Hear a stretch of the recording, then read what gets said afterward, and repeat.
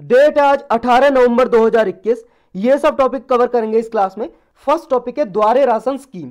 ये प्रीलिम्स और GS paper 2 के लिए इंपॉर्टेंट है। वेस्ट बंगाल की चीफ मिनिस्टर ममता बनर्जी ने इस स्कीम को अभी लॉन्च किया है, द्वारे राशन स्कीम। देखो ये पीडीएस स्कीम है, पब्लिक डिस्ट्रीब्यूशन सिस्टम। जो पीडीएस है उसमें क्या होता है, पब्लिक डिस्ट्रीब्यूशन सिस्टम में हर एक पुअर फैमिली को, जो बीपीएल फैमिलीज के लोग होते हैं, बिलो पॉवर्टी लाइन, जो गरीब लोग होते हैं, गरीबी रेखा से नीचे, उनको राशन दिया जाता है हर महीने।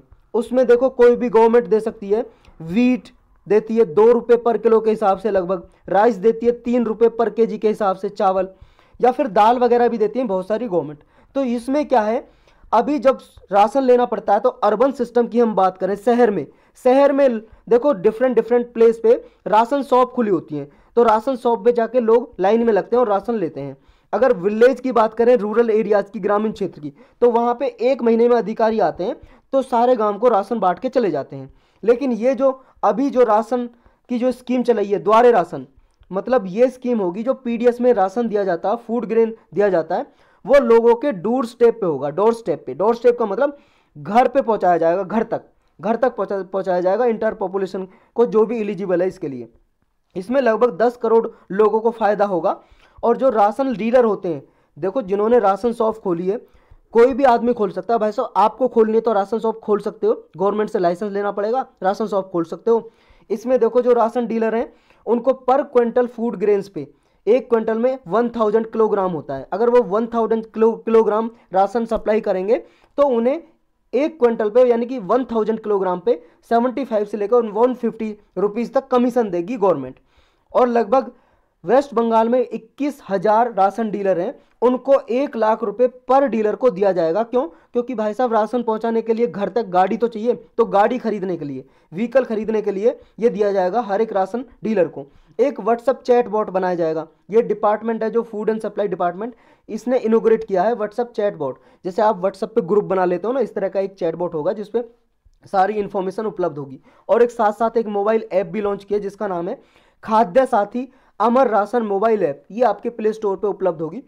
इस पे सारी राशन कार्ड की या राशन की सारी इंफॉर्मेशन उपलब्ध होगी कि कब मिलेगा, या किसी के पास राशन कार्ड नहीं है तो इस पे अप्लाई कर सकता है राशन कार्ड बनवाने के लिए। इस प्रोग्राम में देखो पोर्टेबिलिटी दी गई है। पोर्टेबिलिटी का मतलब ये है राशन कार्ड के जरिए आप अपने घर पे मंगा सकते हो अपना जो भी राशन है, जो भी फूड ग्रेन गवर्नमेंट प्रोवाइड करती है पुअर फैमिलीज को। और इसमें देखो ऐसा नहीं है सिर्फ आप घर पे ही ले सकते हो, अगर मान लो आपको शॉप पे जाकर भी लेना है तो पूरे स्टेट में कहीं पे भी जाके किसी शॉप से जाके आप ले सकते हो राशन कार्ड दिखा के। नेक्स्ट हमारा टॉपिक है 1 ईयर कोटा। देखो ये दोबारा न्यूज में पहले कई बार पढ़ चुके हैं इसको, 1-2 बार। ये प्रीलिम्स और जीएस पेपर 2 के लिए इंपॉर्टेंट है। 1 ईयर एक कास्ट है, जाति है तमिलनाडु में। 1 ईयर कम्युनिटी, समुदाय है, जाति है भाई साहब। कोटा का मतलब आप जानते हो, कोटा मतलब कोटा रिजर्वेशन। तमिलनाडु गवर्नमेंट ने मद्रास हाई कोर्ट के डिसीजन को चैलेंज किया है सुप्रीम कोर्ट में। मद्रास हाई कोर्ट ने 1 नवंबर को डिसीजन दिया था कि ये जो 1 ईयर को कम्युनिटी को कोटा दिया था, रिजर्वेशन रद्द कर दी थी मद्रास हाई कोर्ट ने। तो गवर्नमेंट के डिसीजन को रद्द कर दिया, तो तमिलनाडु गवर्नमेंट फिर मद्रास हाई कोर्ट के डिसीजन के अगेंस्ट गई है सुप्रीम कोर्ट में। अब सुप्रीम कोर्ट का डिसीजन आएगा तब इसके बारे में पढ़ेंगे। तो ये क्या है सारी न्यूज, देखो ये ऑर्डर था, मद्रास हाई कोर्ट ने 1 ईयर कम्युनिटी को 10.5% रिजर्वेशन दिया था तमिलनाडु गवर्नमेंट ने, तो इसको रद्द कर दिया था, कैंसिल कर दिया था। देखो तमिलनाडु गवर्नमेंट ने 2 कैटेगरी बना रखी है बैकवर्ड क्लास में। एक तो बैकवर्ड क्लास है ही, दूसरी है मोस्ट बैकवर्ड क्लास। ये 2 कैटेगरी है। तो मोस्ट बैकवर्ड क्लास में ये आती है 1 ईयर कम्युनिटी। तो मोस्ट बैकवर्ड क्लास में 20% रिजर्वेशन है मोस्ट बैकवर्ड क्लास को ही। तो 20% रिजर्वेशन में से भी एक कम्युनिटी को, 1 ईयर कम्युनिटी को 10.5% रिजर्वेशन देने की ये बात कही थी। तमिलनाडु गवर्नमेंट ने बिल भी पास कर दिया था, लेकिन इसी को मद्रास हाई कोर्ट ने रद्द कर दिया। ये रिकमेंडेशन किसने दी थी कि 10.5% रिजर्वेशन दी जाए 1 ईयर कम्युनिटी को या वन्याकुला क्षत्रिय कम्युनिटी को? ये दी थी तमिलनाडु गवर्नमेंट का एक सेकंड बैकवर्ड क्लास कमीशन बैठा था 1983 में। इसने ये सिफारिश करी थी कि इस कम्युनिटी को दी जाए। तो ये 1 ईयर मूवमेंट हुआ था। देखो एक आंदोलन हुआ था। जो 1 ईयर कम्युनिटी है ना, उसने आंदोलन किया था, एक मूवमेंट। इसने डिमांड की थी कि हमें रिजर्वेशन प्रोवाइड की जाए, इंटरनल रिजर्वेशन। देखो 1 year community one of the largest और मोस्ट कंसोलिडेटेड बैकवर्ड कम्युनिटी है तमिलनाडु में।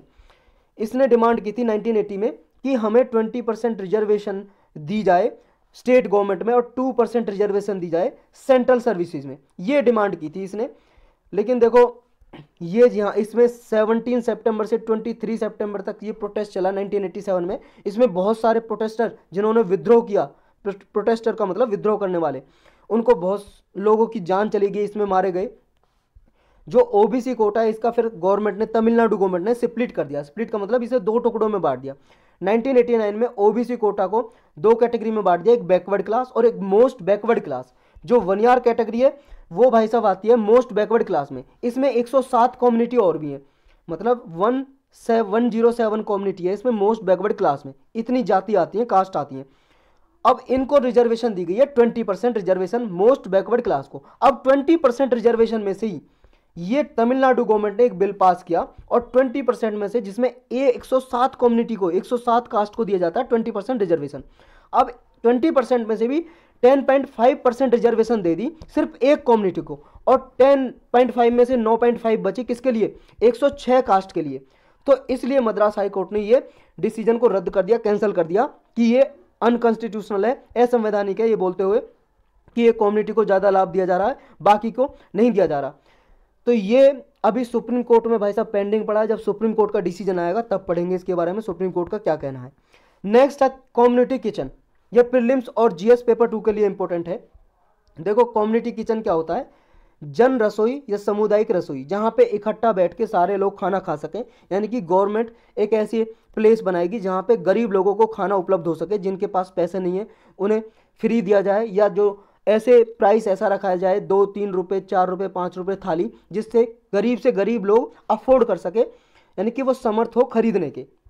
सुप्रीम कोर्ट ने रिसेंटली यूनियन गवर्नमेंट को यही बोला, भाई साहब आपने वादे किए थे कि रिड्यूस करने के लिए, हंगर को रिड्यूस करने के लिए, हंगर मतलब भूख, भूख से बहुत सारे लोग मर जाते हैं, उसे बोलते हैं स्टारवेशन। स्टारवेशन तो हंगर और भुखमरी को, यानी कि स्टारवेशन को रोकने के लिए आपने कम्युनिटी किचन खोलने की बात कही थी, लेकिन कहाँ है आपके कम्युनिटी किचन, अभी तक तो खुले नहीं। तो ये जवाब मांगा है।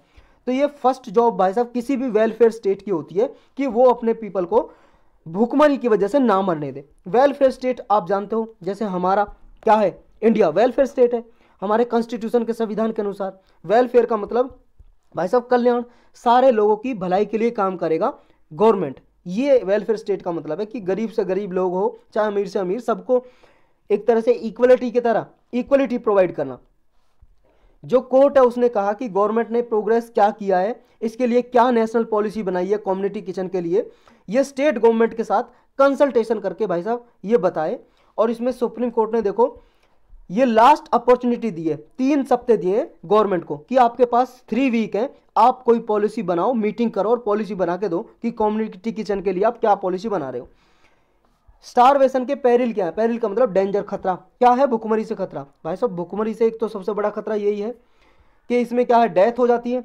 स्टारवेशन डेथ कंटिन्यू होती रहती है, इसकी वजह से सोसाइटी की डिग्निटी और लाइफ, जो लोगों का राइट टू लाइफ और डिग्निटी है वो खत्म हो जाता है। और हमारा संविधान देता है इस राइट को, ये फंडामेंटल राइट है, मौलिक अधिकार।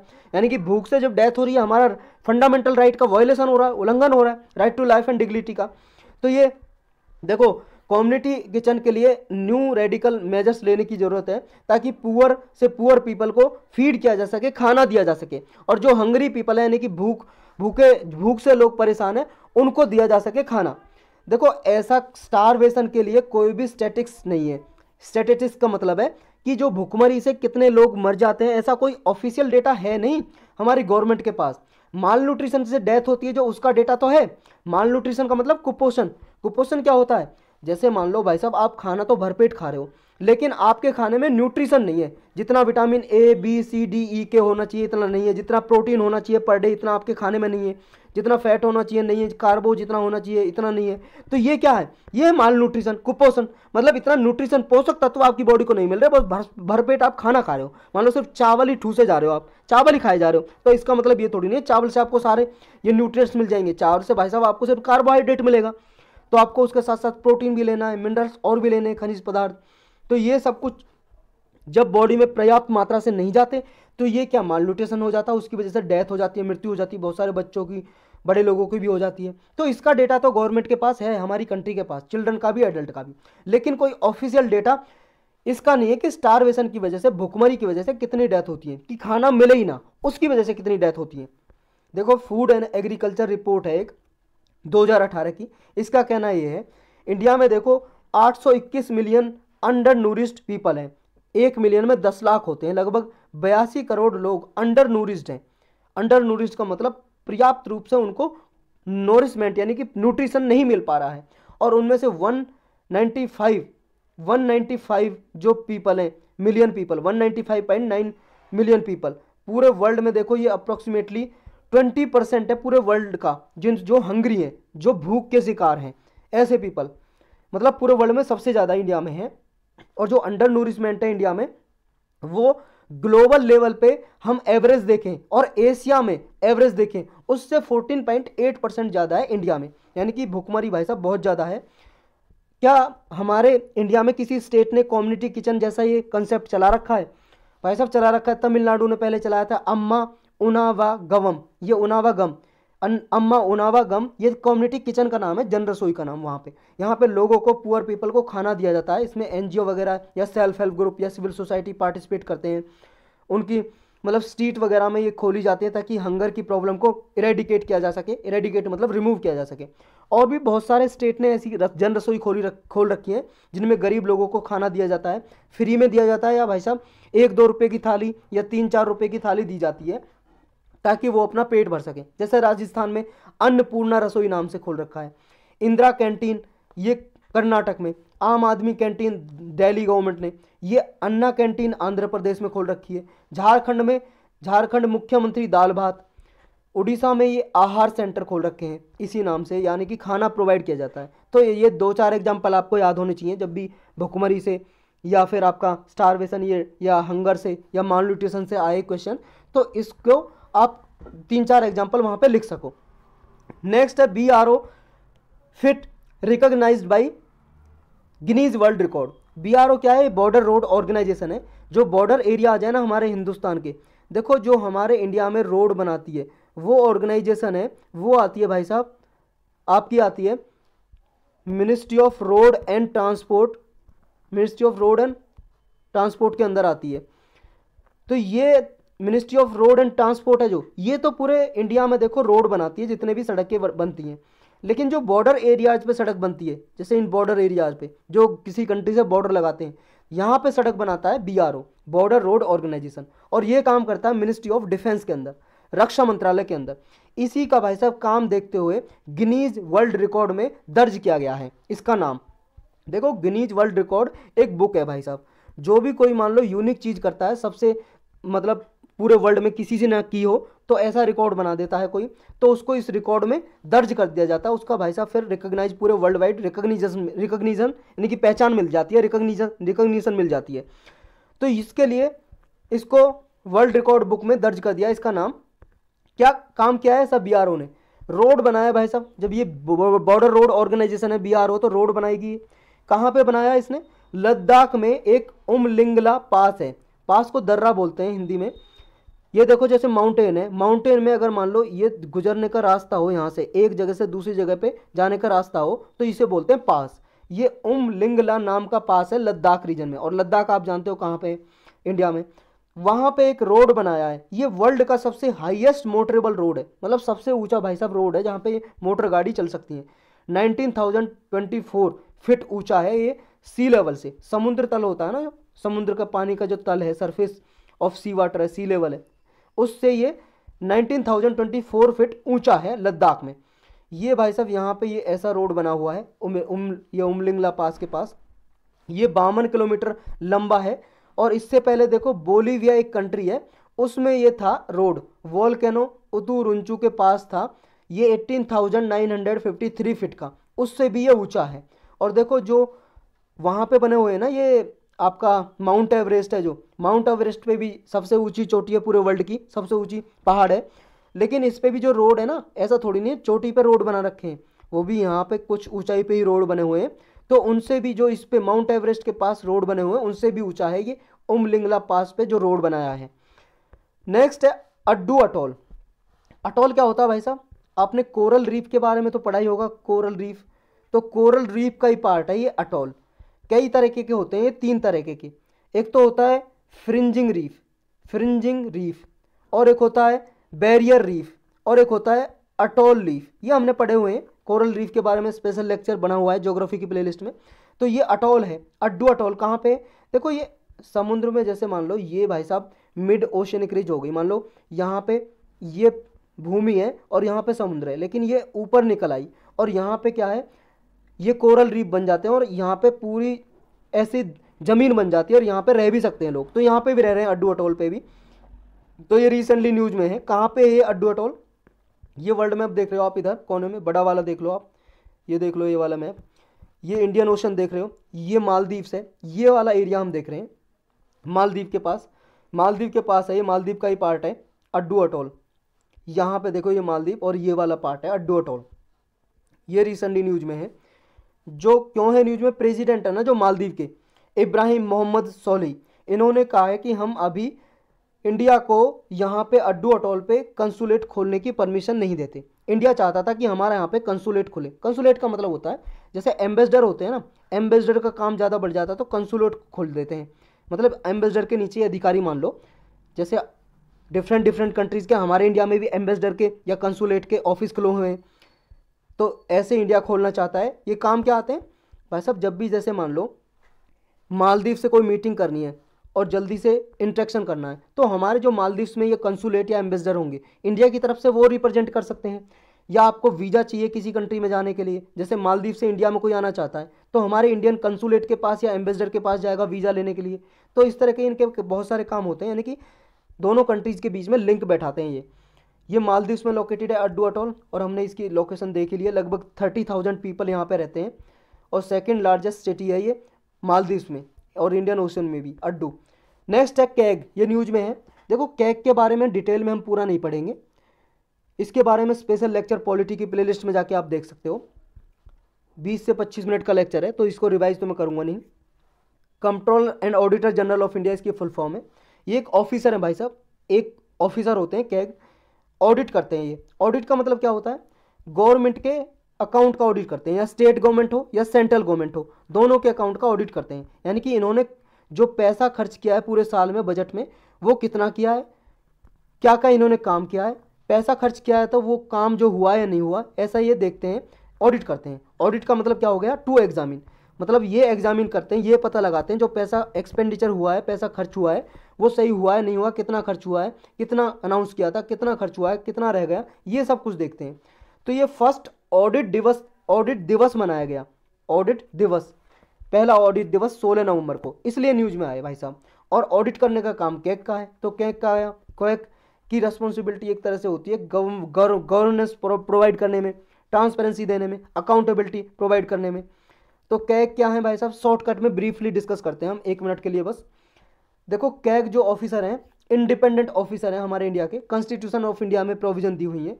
जो पार्ट 5 है इंडिया का, इंडिया के कॉन्स्टिट्यूशन का, देखो 22 पार्ट हैं, जो 5वें नंबर का पार्ट है उसके चैप्टर 5 में कैग के लिए आर्टिकल दिए हुए हैं। आर्टिकल 148 से लेकर 151 तक कैग के लिए प्रोविजन है। यानी कि जो इंडियन ऑडिट और अकाउंट डिपार्टमेंट है उसके हेड होते हैं ये, पब्लिक पर्स के गार्डियन होते हैं और कंट्रोल करते हैं इंटायर फाइनेंशियल सिस्टम को, हमारी कंट्री के बोथ लेवल पे, सेंट्रल और स्टेट लेवल पे जो भी जितना भी वित्तीय सिस्टम है, फाइनेंशियल सिस्टम है, उसको कंट्रोल करते हैं। इनकी ड्यूटी होती है कॉन्स्टिट्यूशन ऑफ इंडिया की प्रोविजन को अपहोल्ड करना, यानी कि जो पार्लियामेंट के लॉ हैं फाइनेंशियल एडमिनिस्ट्रेशन में, उनको एग्जामिन करना कि मतलब गवर्नमेंट का खर्चा कहाँ पे कैसे कितना हो रहा है। इनकी अपॉइंटमेंट कैसे की जाती है, मतलब नियुक्ति कैसे होती है? प्रेसिडेंट के द्वारा अपॉइंट किए जाते हैं ये। और प्रेसिडेंट किसकी सलाह पे काम करते हैं? On the advice of council of minister headed by prime minister, यानी कि जो prime minister council of minister बोल देते हैं, प्रेसिडेंट कर देते हैं उसी को अपॉइंट। ये 6 साल के लिए अपॉइंट किए जाते हैं या 65 ईयर के लिए, यानी कि अगर मान लो 63 साल में इनको अपॉइंट किया तो 65 साल में 2 साल में रिटायर हो जाएंगे। अगर मान लो इन्हें 55 साल में अपॉइंट किया कैग किसी आदमी को, तो वो 6 साल में हो जाएंगे, यानी कि 61 ईयर में हो जाएंगे। जो भी पहले आए, या तो 65 ईयर पहले आ जाए या 6 ईयर, उसमें रिटायर हो जाएंगे। और देखो एक बार जब ये रिटायर हो जाते हैं तो गवर्नमेंट ऑफ इंडिया के अंदर कोई भी पोस्ट या होल्ड करने के लिए एलिजिबल नहीं होते, दोबारा इन्हें कोई भी गवर्नमेंट पोस्ट नहीं दी जा सकती। नेक्स्ट है कैंपेन ऑन सफाई मित्र सुरक्षा चैलेंज। ये एक अभियान है जो सफाई मित्र सुरक्षा के लिए चलाया गया है। सफाई के लिए रिसेंटली लॉन्च किया है। ये ministry of housing and urban affairs ने लॉन्च किया है सफाई मित्र सुरक्षा चैलेंज। ये लोगों को जागरूक कराना है सफाई के बारे में। 1 सप्ताह का ये कैंपेन चलेगा, अभियान चलेगा, और ये पार्ट है जो 19 नवंबर को हर साल वर्ल्ड टॉयलेट डे मनाया जाता है, उसी का पार्ट है। और स्वच्छ अमृत दिवस को ये सेलिब्रेट करने के लिए चलाया जा रहा है। स्वच्छ अमृत दिवस क्या है? देखो, स्वच्छ अमृत दिवस 20 नवंबर 2021 को होगा, और इसमें रिकॉग्नाइज किया जाता है जो डिस्ट्रिक्ट लेवल पे, स्टेट लेवल पे, यानी कि देखो स्टेट का रोल क्या रहा है, सिटी का, किसी शहर का, या अर्बन लोकल बॉडीज है, या कंटोनमेंट बोर्ड होते हैं, इनका स्वच्छता में क्या योगदान रहा है, इन्होंने क्या काम किए हैं, इसी हिसाब से इन्हें रेटिंग दी जाती है। गार्बेज फ्री स्टार रेटिंग दी जाती है और सर्टिफिकेट दिया जाता है किसने सफाई के लिए कितना काम किया, नालियाँ कितनी साफ रखी, रोड कितने साफ रखे, सीवेज कितने साफ रखे, ये सब कुछ देखा जाता है इसमें। वर्ल्ड टॉयलेट डे देखो 2013 में यूनाइटेड नेशन जनरल असेंबली ने अनाउंस किया था 19 नवंबर को, उसी दिन से ये हर साल मनाया जाता है वर्ल्ड टॉयलेट डे। और यूनाइटेड नेशन की एक यूएन वाटर एक बॉडी है, वो भी सहायता करती है इसको मनाने में। इसका टारगेट ये रहता है कि जो सैनिटेशन और स्टिग्मा का जो ये स्टिग्मा लगा हुआ है इसको तोड़ने के लिए, यानी कि सैनिटेशन और टॉयलेट के बारे में लोगों को जागरूक कराना, और ज़्यादा से ज़्यादा जो इनसे हेल्थ का नुकसान होता है उसको रोकना, रिड्यूस करना। 2021 की जो थीम है वो है वैल्यूइंग टॉयलेट्स, इसकी थीम है वैल्यूइंग टॉयलेट्स। तो जो टॉयलेट हैं 246 सिटीज़ में टोटल, मतलब ये टॉयलेट की बात नहीं कर रहे, जो सुरक्षा सफाई मित्र सुरक्षा, जो सफाई मित्र सुरक्षा चैलेंज है वो 246 सिटीज़ में ये चलाया जा रहा है, यानी कि पार्टिसिपेट कर रही है इतनी सिटीज़ ये पार्टिसिपेट कर रही हैं हमारी कंट्री में, पूरी कंट्री में। स्टेट की कैपिटल भी है इसमें, राज्य की राजधानी, अर्बन लोकल बॉडीज़ भी हैं, और स्मार्ट सिटीज़ जो डिक्लेयर की हुई हैं 100 वो भी इसमें है एलिजिबल, वो भी पार्टिसिपेट करेंगी इसमें।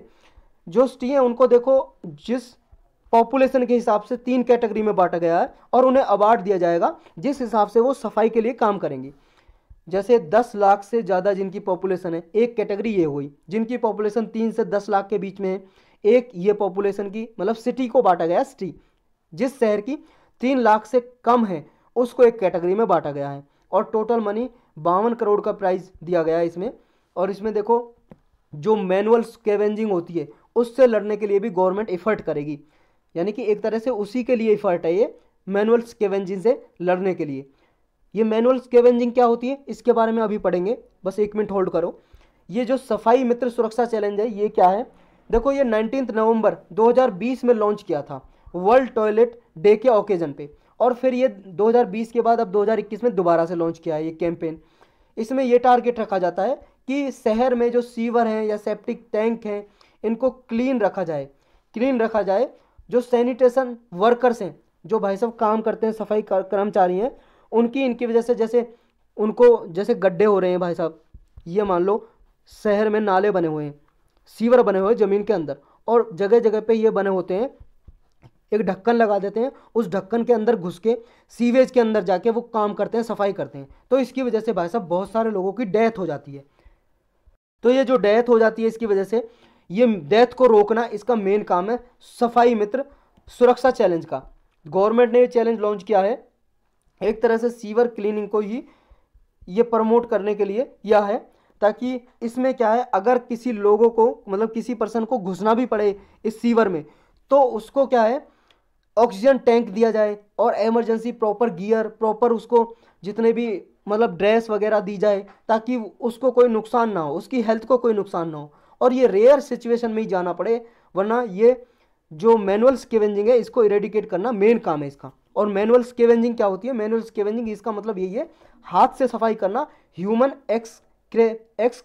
एक्सक्रेमेंट को, मतलब ह्यूमन का जो वेस्ट है उसको हाथों से सफाई करना, चाहे पब्लिक स्ट्रीट में हो या ड्राई लेट्रिन्स में हो, क्लीनिंग सेप्टिक टैंक यानी कि सेप्टिक टैंक को क्लीनिंग करना, या गटर में हो या सीवर में हो, तो हाथों से सफाई करना ये है मैनुअल स्कैवेंजिंग। तो इसको ही रेडिकेट करना मेन लक्ष्य है इसका। मैनुअल स्कैवेंजिंग हमारे इंडिया में कास्ट सिस्टम से रिलेटेड है, मतलब कास्ट सिस्टम से लिंक की गई है। ये मैनुअल स्कैवेंजिंग जो काम है ये लगभग जो समाज में जिनको लोअर कास्ट माना जाता है, निचली जाति के लोग समझा जाता है, उनकी ही जॉब समझी जाती है, ये वो ही अक्सर परफॉर्म करते हैं। और लगभग ऑफिशियल जो डेटा है 2018 में जो देखें हम, ये डेटा मैनुअल स्कैवेंजर का, ये था भाई साहब 42,303। और अगर 2008 में देखें तो 7,70,338 मैनुअल स्कैवेंजर थे, यानी कि ऐसे पर्सन थे जो हाथों से ये गटर को, सीवेज को साफ कर रहे थे। और ये घट के 2018 में 42,000 तक आ गया है। तो यही है बस इसमें